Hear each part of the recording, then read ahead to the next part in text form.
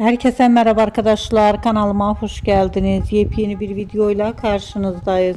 Türkiye'nin güzeller güzeli Ebru Şahin'den yepyeni paylaşım geldi. Ebru Şahin, eşi Cedi Osman'ın yepyeni görüntülerini sosyal medya hesabından paylaştı.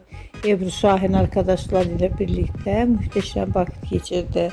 Ben de bu muhteşem görüntüleri sizler için YouTube kanalımda video halinde sunuyorum. Umarım beğenirsiniz. Arkadaşlar, videomu beğendiyseniz kanalımı izlemeyi ve bildirim butonuna basmayı unutmayın. Şimdilik benden bu kadar. Yeni videomuzda görüşmek üzere. Hoşça kalın.